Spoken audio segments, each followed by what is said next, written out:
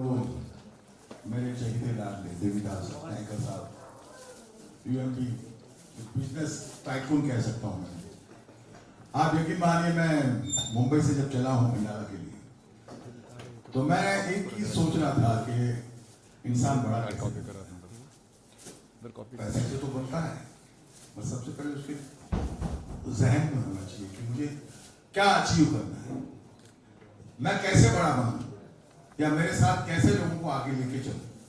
तो एक नाम बहुत प्यारा है जिसका नाम है यूएमपी बिजनेस टाइकून देवीदास जी नायकर साहब, जिन्होंने इतनी कम उम्र में, छोटी सी उम्र में ये जो प्लेटफॉर्म बनाया, उस प्लेटफॉर्म में भांति भांति के लोगों को इकट्ठा करके एक नया परिवार खड़ा किया और एक नया पेड़ लगाया, और वो पेड़ की छाया में हम सब बैठेंगे।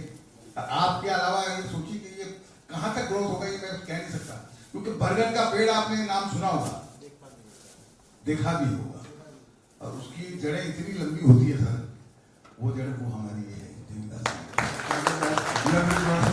तो मैं इनके लिए एक अच्छा सा गाना गाना चाहूंगा कि जो एक होता ना, इंसान की एक ख्वाहिश होती है कि मेरे अगर हाथ में कुछ होता तो मैं आपके लिए चांद तारा या आपके लिए ये ले आता, मगर मैं अपने गाने के माध्यम से ये बताना चाहूंगा।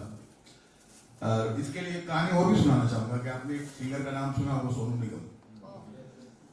उस लड़के ने जब अपनी शुरुआत की तो उसने रफी साहब के काफी गाने गाए, अताउल्लाह के काफी वर्जन गाए, मतलब फिल्म में उसका पहला गाना वो मेरा ही था। वो गाना मैं खास इनके लिए गाऊंगा अभी।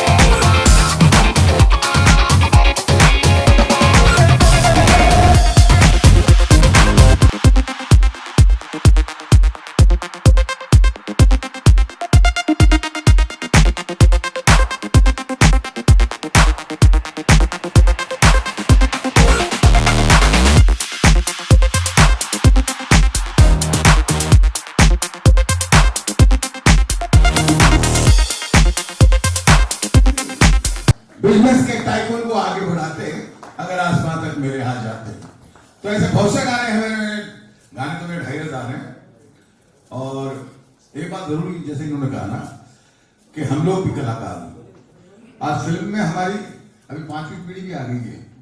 मेरा पड़पोता यानी मेरे पोते का बेटा, मेरे पोते का गाना सुना होगा, तूने मारी इंडिया रे दिल में बजी घंटिया, और एक बाला शैतान था।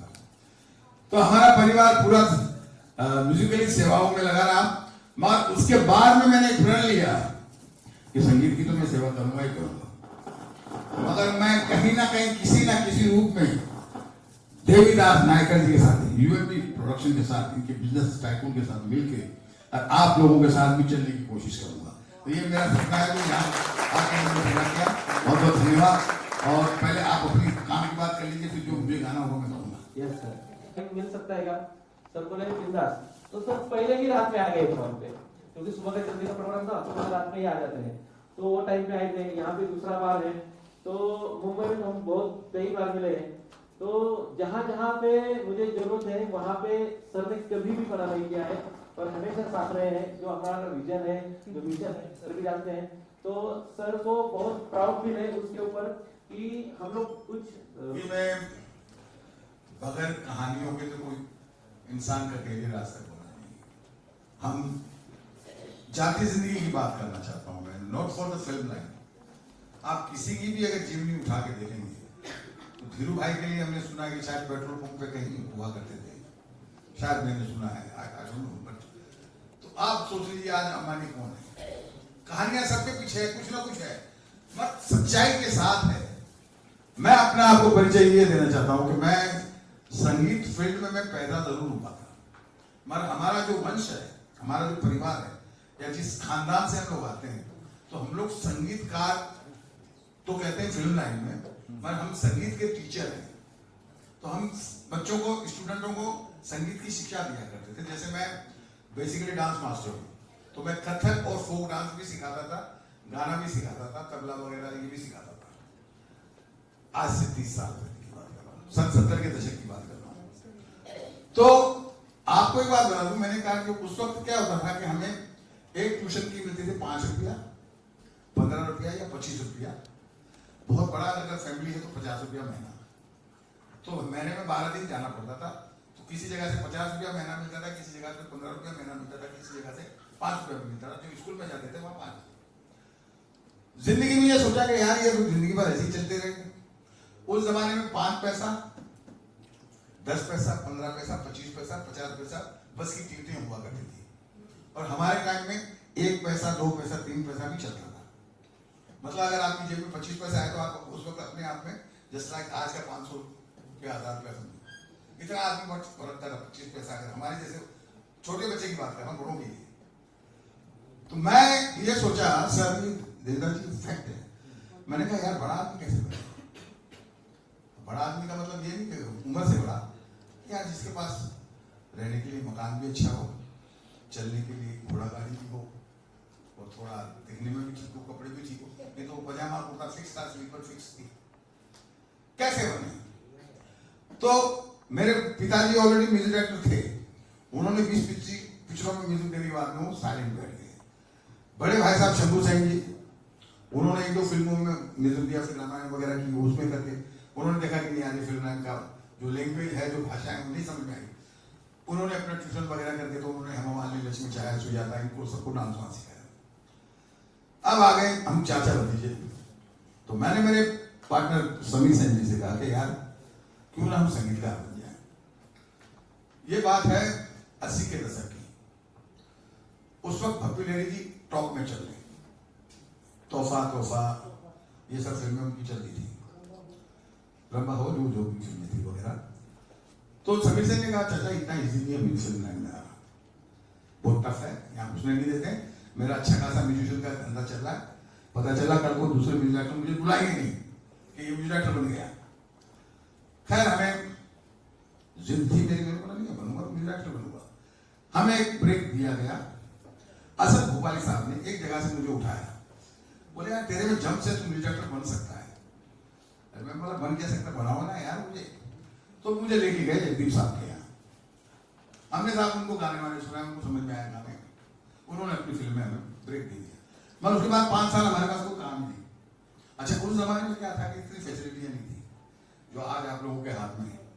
आज इलेक्ट्रॉनिक मीडिया इतना फास्ट हो गया कि आपको दिलीप सेन की जरूरत नहीं है, अपना वीडियो बना के डाल दीजिए, अपने आप दिलीप सेन को दी जाएंगे आप, you are the singer, you are the artist. So हमारे वक्त में ऐसा ऑफिसों में जाए तो वॉचमैन ही नहीं घुसने देता था। खैर 5 साल हमने जद्दोजहद की। फिर मैंने महसूस किया कि यार इसमें सक्सेस कैसे होना है। तो फिर वो भाषा सीखी, फिल्म लाइन में क्या चलता है। तो वो कैसे हुआ जब हमने आईना की। आईना में हमारे सब साफ सुथरे गाने थे, गोरिया रे मेरा दिल चुरा के ले जा, दिन दिल ने दिल से क्या कहा, सुन जरा एक मेरी सांसों में तुम, ये सब गाने थे। और जब फिल्म आई ये दिल लगी, तो सर हमने सारे गाने बना दिए। यश जी का एक स्टाइल था कि सारे गाने कंपोज करो, सारे गाने राइटिंग वाइज कंपोज करो, then you come to recording go. तो हम थोड़े कंफ्यूज हो गए। एक गाना हमारा फंस गया। हमने गाना उस वक्त गाया, होठों पे बस तेरा नाम है, तुझे चाहना मेरा काम है, तेरे प्यार में पागल है हम सुबह शाम, एक नाम क्या है प्यार का हमारा, घर का बता दो। लगी लगी है ये दिल की लगी, ये सारे गाने कंपोज हो गए, एक गाना बच गया। अब उसकी जगह मैंने गाना बनाया, प्यार में दिल का मुर्गा बोले कुकड़ू कुकू आई लव यू, तुनक तुन तुन तुनक तुन तुन, दिल तेरा है दीवाना अय्यो अय्यो। और एक गाना हमने सेम सिचुएशन पर बनाया, जब भी कोई लड़की देखो मेरा दिल दीवाना बोले ओले ओले। अब सर प्रॉब्लम क्या हुई, बाकी गाने हम सुना देते जी, पर ये ओले ओले नहीं सुनाऊं मैं, क्योंकि क्या था कि आपने अगर देखा हो एक चीज कि यशराज बैनर्जी की जितनी भी फिल्में आई, दाग से लेके सिलसिला आया, उनकी शायरी राइटिंग बहुत परफेक्ट होती थी, साफ सुथरे बोल होते थे। मैं बोला अगर मैंने यश जी को ये सुना दिया ओले ओले जब भी कोई लड़की दो, तो बोलेंगे यार ये ओले को लड़की को देख के ओले क्या होता है। और फिर अच्छा सबसे बड़ी सिचुएशन क्या जो हमें दी गई कि रईस घर का प्ले बॉय है। अब बिगड़ा, मैंने कहा यार बिगड़ा हुआ तो बिगड़ा हुआ, चाहे रईस घर का हो या झोपड़पट्टी का। बोला नहीं, रईस का एक अलग स्टाइल होता है, झोपड़पट्टी वालों का अलग वो होते, तो हम उसमें फंसे हुए थे। खैर ये गाना हमको 6 महीने निकल गए।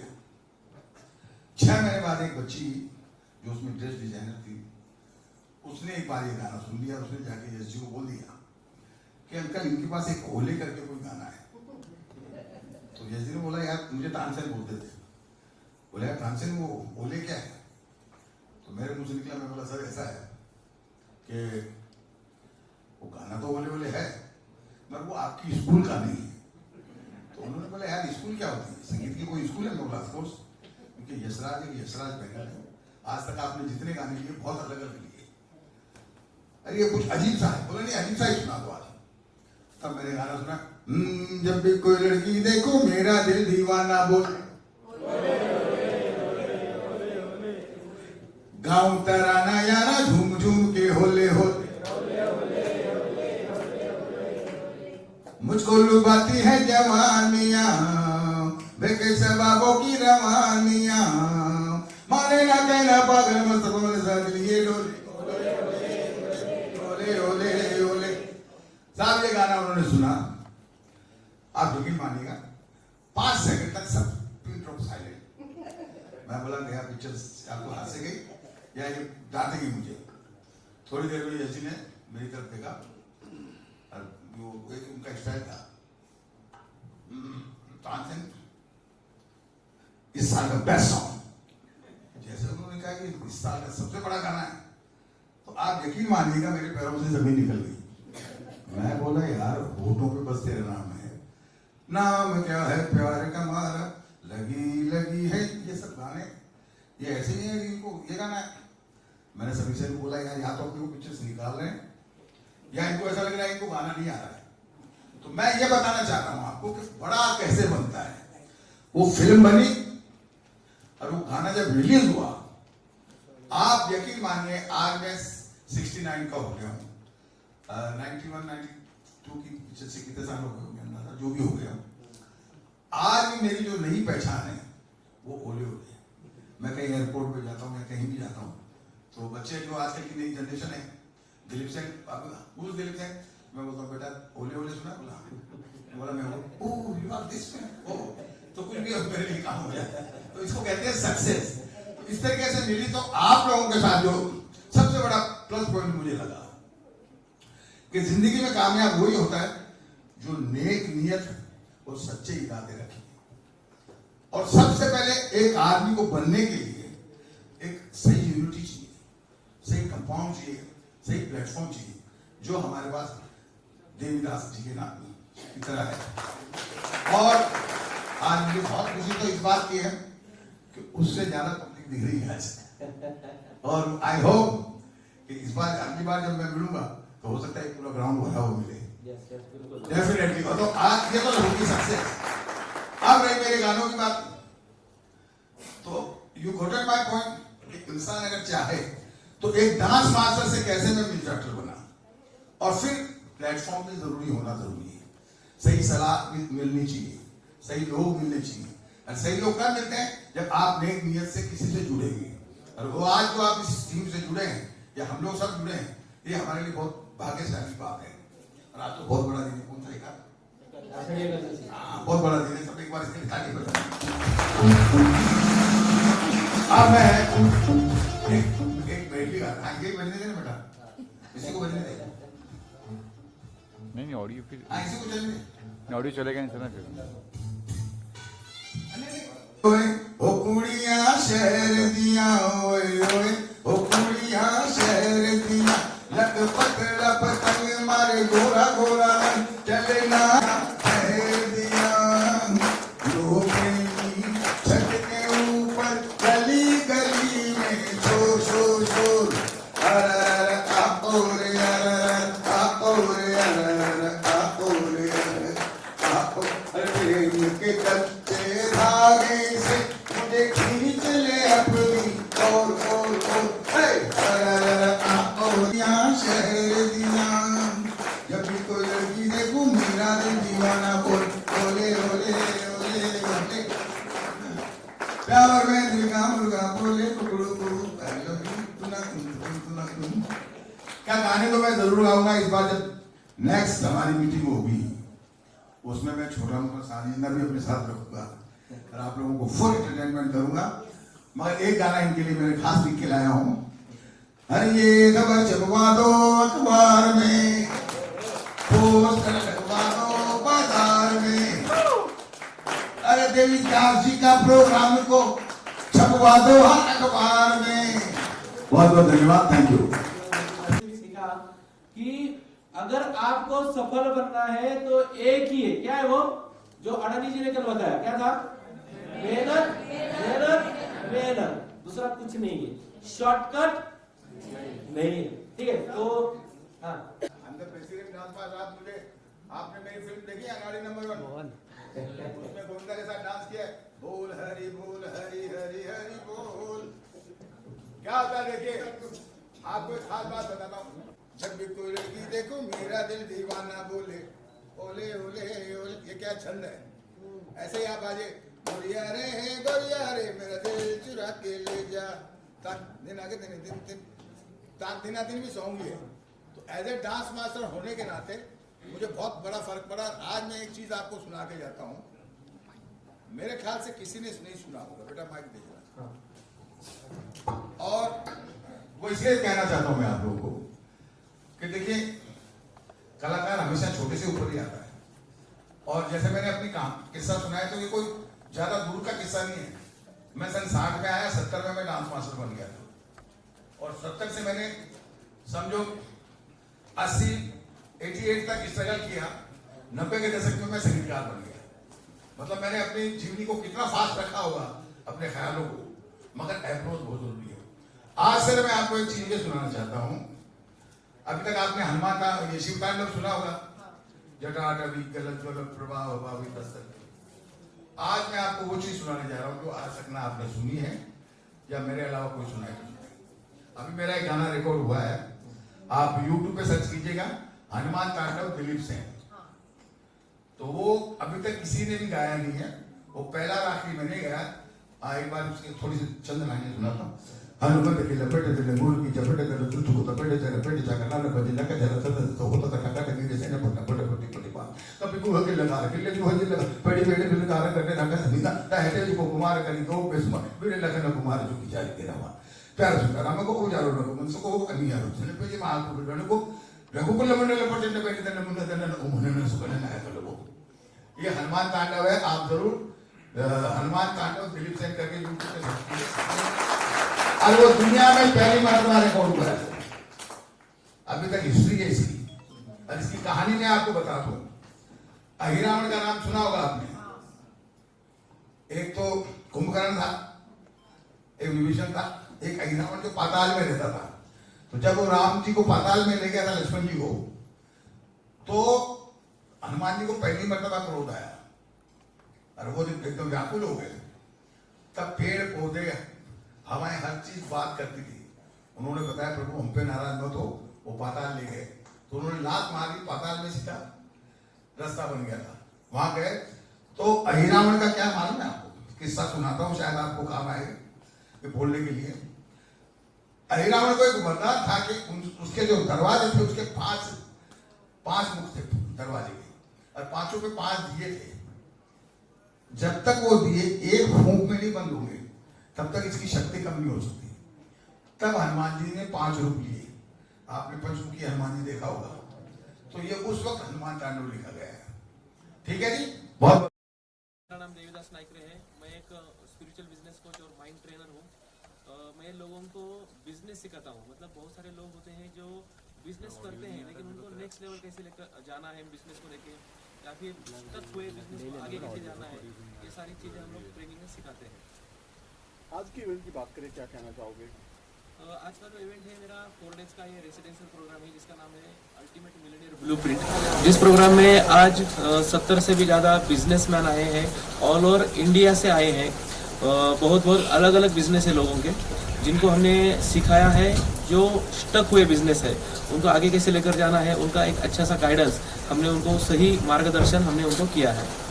आज के इवेंट के लिए आपने सर को जो सिलेक्ट किया उसके बारे में बताएगा कि इनको क्यों बुलाया गया है? यस, तो सर का जो मतलब हमारा जो रिश्ता है, सर ने मुझे बहुत सारा सहयोग दिया है।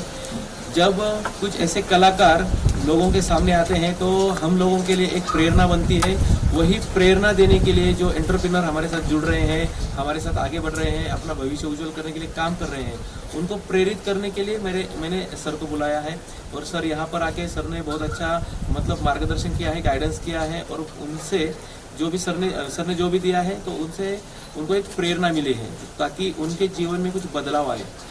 दिलीप जी, आप क्या कहना चाहोगे देवीदास जी के बारे में और ये इवेंट के बारे में? मैं देवीदास जी के लिए तो इतना ही कहूंगा कि एक कहते हैं ना कि एक अंधेरे में एक चमक और किरण जो होती है चमक की और सक्सेस की, वो मैंने इनको फर्स्ट डे जब देखा उसी दिन मुझे नजर आ गया था कि ये कुछ ना कुछ जरूर करेंगे। आज मेरे इनसे 30-34 साल से हम लोग मिल रहे हैं और इन्होंने दिन बाय दिन, डे बाय डे ये ग्रोथ ही करते गए और अलग अलग प्रकार के लोगों को मिलके और सबको एक जो सलाह मशवरा दे के कि आप अगर ये बिजनेस कर रहे हैं, इसमें अगर आप नीचे जा रहे हैं या इसमें क्या कमी है कि जिसकी वजह से इसको सही ढंग से किया जाए।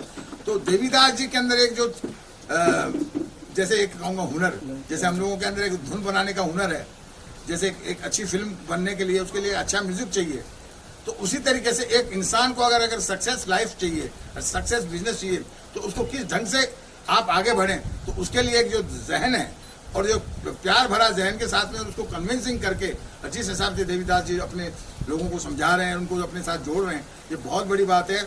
आने वाले कल में मैं समझता हूँ कि ये बिजनेस सिर्फ महाराष्ट्र तक ही नहीं, पूरे इंडिया ही नहीं, पूरे वर्ल्ड तक में ये चलेगा। और ऐसी मैं इनको दुआएं और आशीर्वाद देता हूँ और देवीदास जी और उनके पूरे ग्रुप को मेरी तरफ से बहुत बहुत बधाई। सर, आपने अपनी स्ट्रगल की लाइनें शेयर की कि आप कैसे मार्केट में आए, कैसे आपने स्ट्रगल किया 90 के दशक की, क्या कहना चाहोगे आज यहाँ इस मौके पर? देखिए, सक्सेस सबको अच्छी लगती है और जब तक इंसान, क्योंकि मैं ये समझता हूँ कि एक जगह पे आके आप ठहर जाते तो लगता है कि ये सक्सेस यहाँ खत्म नहीं, सक्सेस कभी खत्म नहीं होती, क्योंकि सक्सेस का दूसरा नाम है कर्म करते रहो। आज अगर देवीदास जी जिस मुकाम से थे आज इस मुकाम पे आए, तो अभी भी इनके अंदर वही मैंने लालसा देखी कि अभी भी ये सोच रहे हैं कि मैं और आगे इस बिजनेस को कैसे बढ़ाऊँ। तो मेरे लिए भी यही प्रेरणा है कि जब अभी तक मैंने 250 फिल्में में म्यूजिक दिया है और 2500 से ऊपर गाने कर चुका हूँ, मगर अभी भी कुछ ना कुछ लगता है कि नहीं यार कुछ नया करें। अभी मैं एक नई फिल्म करके आ रहा हूँ जिसका टाइटल है मैंने प्यार किया फिर से। क्रॉनिक रोटी साहब की ये फिल्म है, इसमें धर्मेंद्र जी, अरबाज खान जी है, जयाप्रदा जी हैं, काफ़ी और भी लोग हैं। तो इसका जो म्यूजिक आप सुनेंगे तो आपको लगेगा कि 90 के दशक से लेकर 2025 के बीच में क्या म्यूजिक में चेंज हुआ, मगर दिलीप सेन, समीर सेन के म्यूजिक में चेंज नहीं आया। तो ये जो एक चीज़ को लेकर चलना, ये बहुत बड़ी बात है। और मैं समझ रहा हूँ कि हर सक्सेस के पीछे किसी ना किसी का हाथ होता है, तो ज्ञान बहुत ज़रूरी है और धैर्य बहुत ज़रूरी है। जो अगर किसी को सीखना हो तो देवीदास जी से सीखे और उनके ग्रुप से सीखे। Thank you sir.